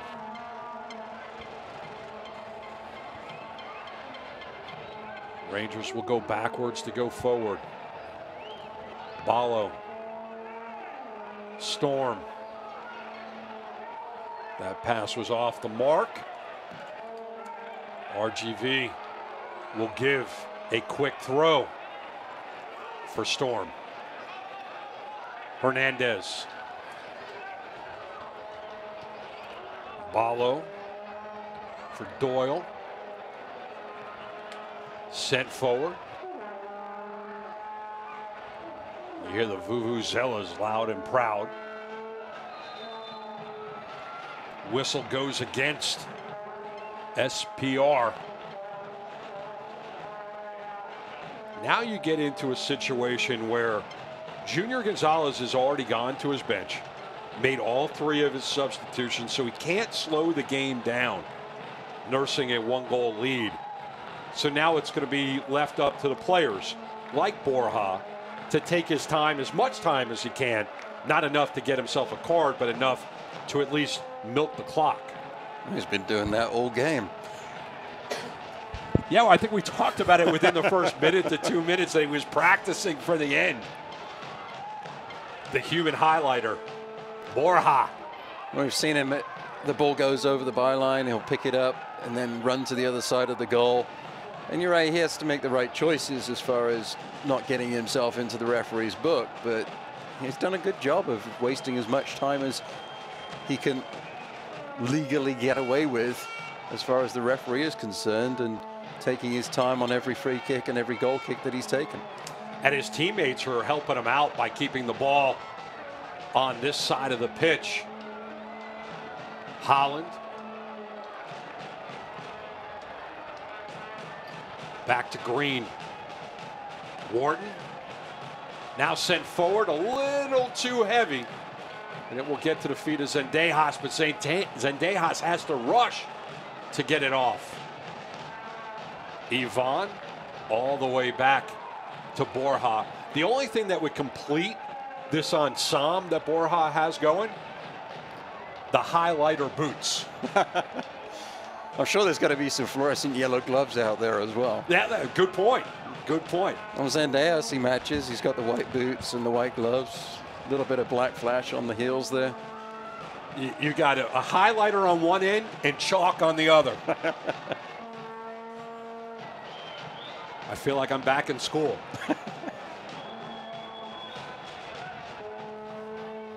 Storm. And this is the point of the match.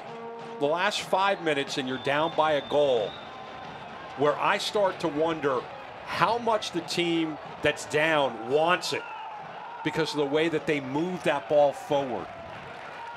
Here's an example of the Rangers moving it forward, but not being precise enough to take advantage of a situation where the Toros gave them an opportunity by giving them a little too much space.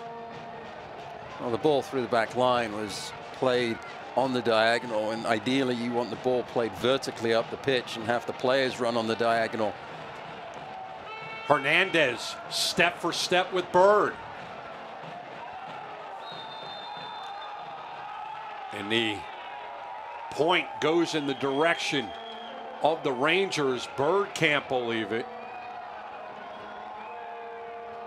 I think Bird's a little fortunate that he's not going in the referee's book here. He's slow to the play, leaves his feet. Was never going to get possession of that ball. Certainly have seen yellow cards given for fouls similar to that one.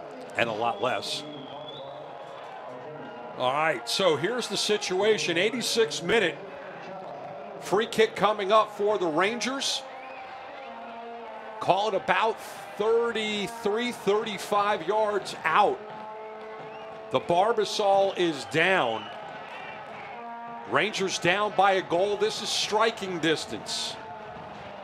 Left foot, right foot, right foot.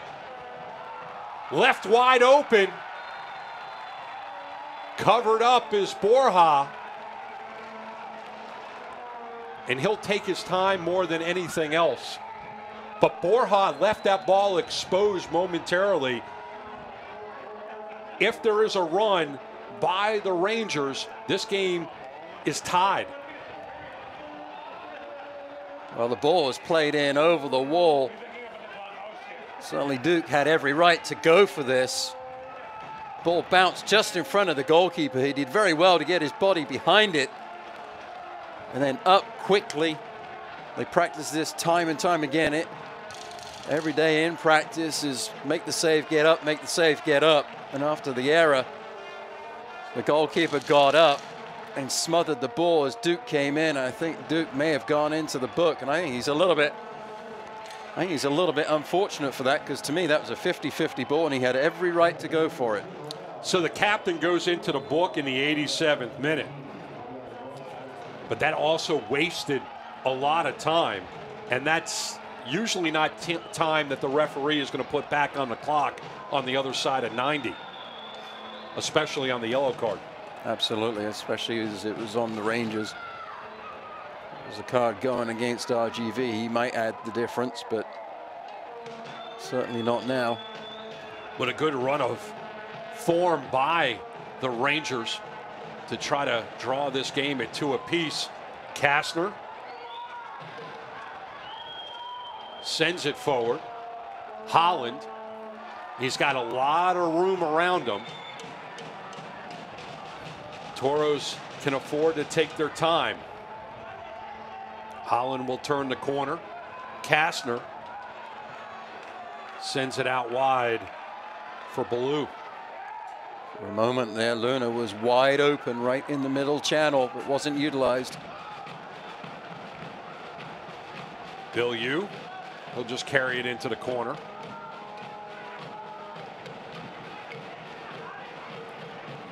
Gives it up for Storm, and Storm gets the throw. 89th minute. Toros 2-1. Goal at the 7-minute mark by Holland. Murphy at 64, an own goal by Garcia at 76 is all the scoring we've had.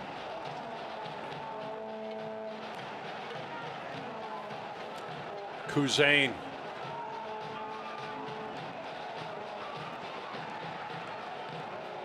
Everybody slipping and sliding. I'm not sure why.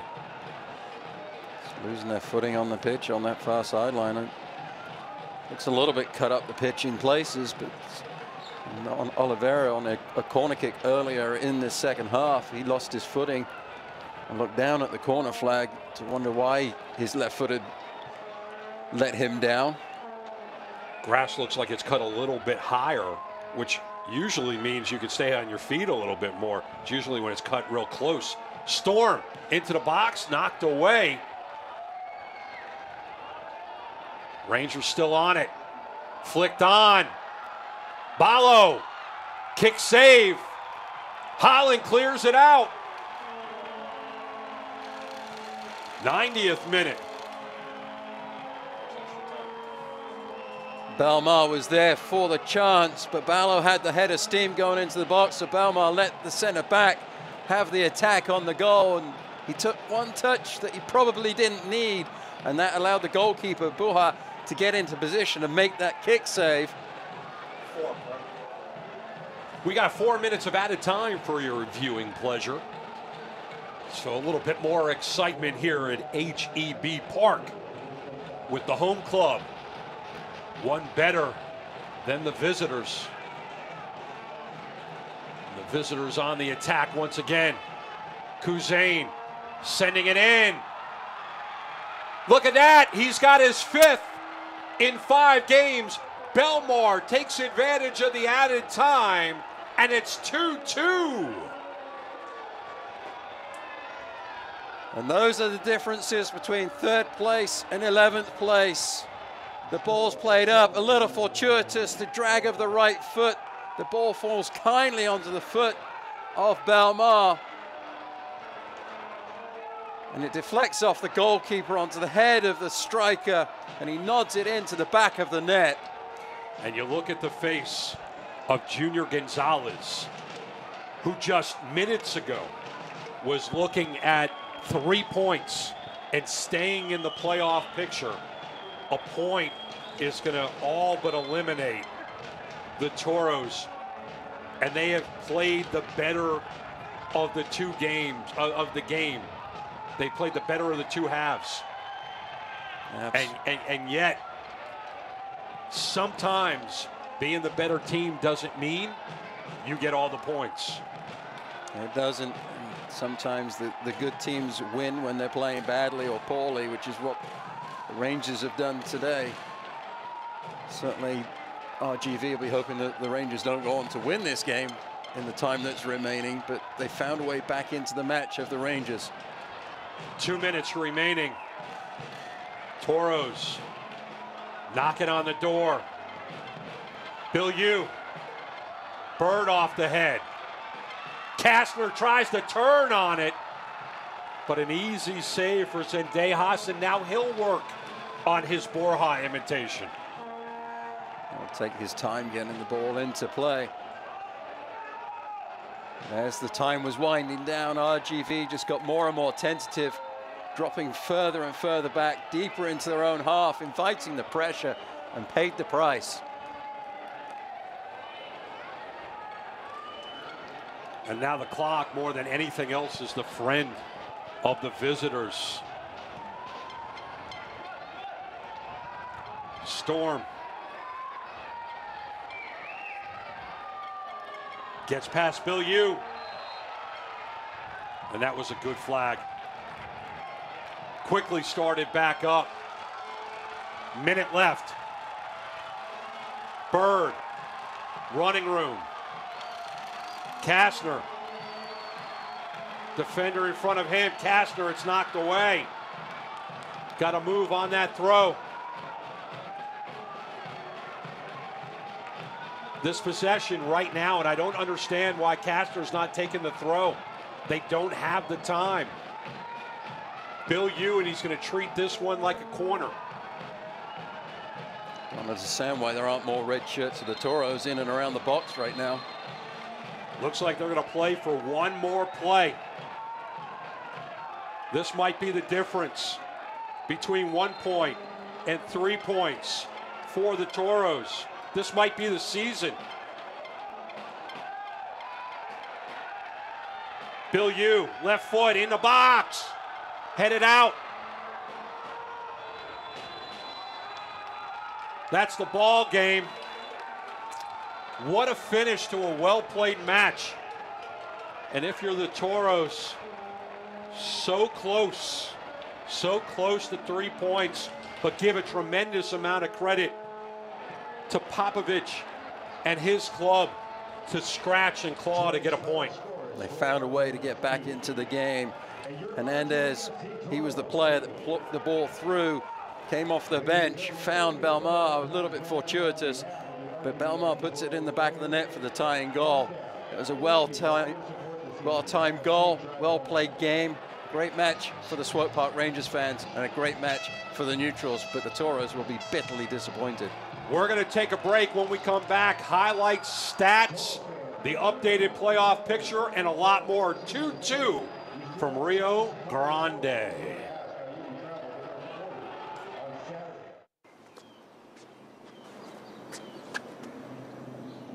Here is my handle and here is my spout.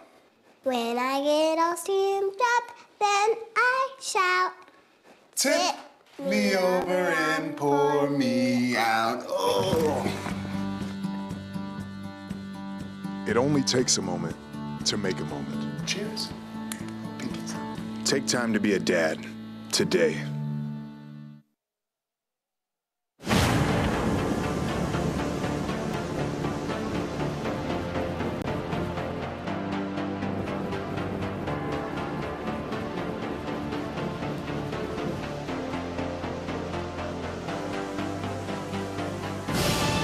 We've raised the stakes.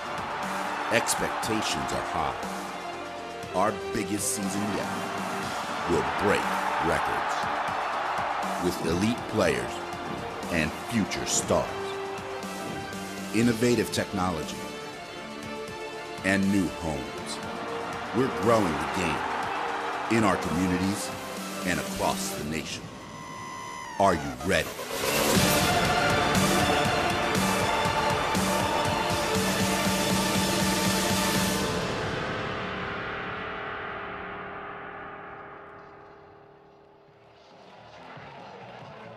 Welcome back to Texas.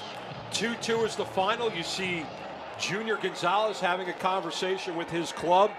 They played their hearts out, played probably the better of the two games, better of the two teams, but sometimes in this game, best team does not win, Matt.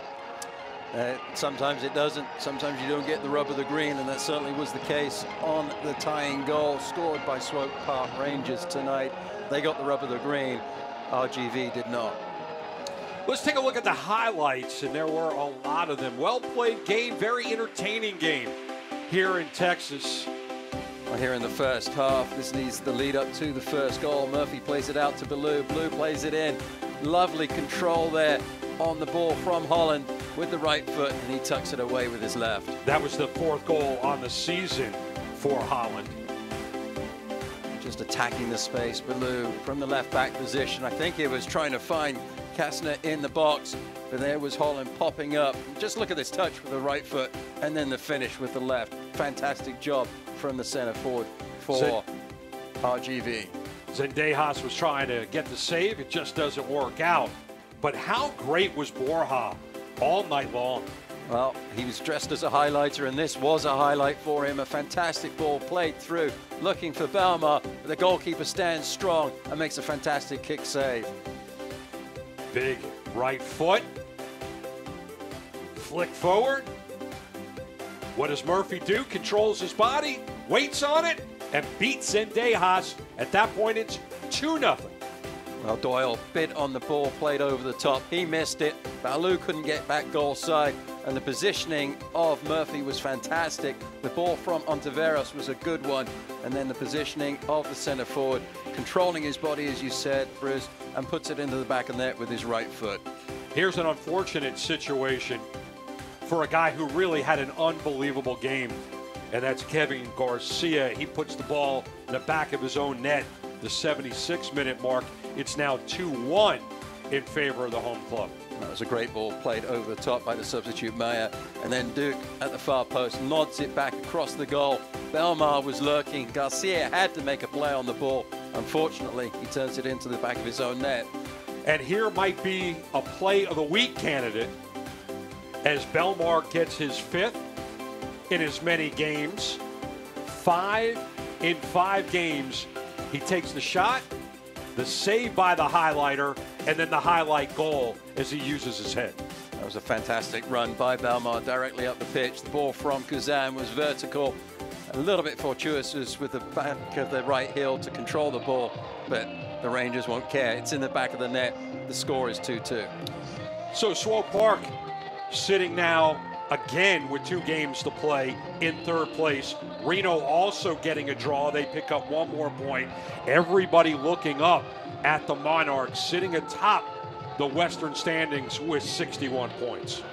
That's a fantastic job for the Rangers to get that point against the run of play tonight. But as you say, everybody is looking up at the Royal Monarchs. Can the Rangers find a way to get above Reno 1868? They've got 2 games to play to figure it all out. Murphy signing autographs on a night that he gets another goal. Rangers will play again on October 8th at 6 p.m. Eastern against and at OKC Energy. The Toros have a match coming up as well, and that one is on October 7th at 10:30 Eastern at Phoenix. 2 important games. The Toros will be hoping that Swope Park Rangers can do them some favors by beating the Energy.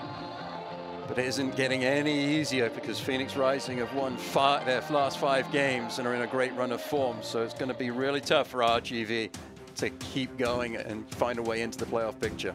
Love to see players signing autographs and engaged with the fans. Love to see dancing. Love to see goals being scored. Loved everything about this match. Loved having it with you, Matt. He's Matt. I'm Bruce. Thanks for being with us. Toros and Rangers draw at 2. This copyrighted telecast of the United Soccer League may not be retransmitted, rebroadcast, or reproduced without the express written consent from the United Soccer League.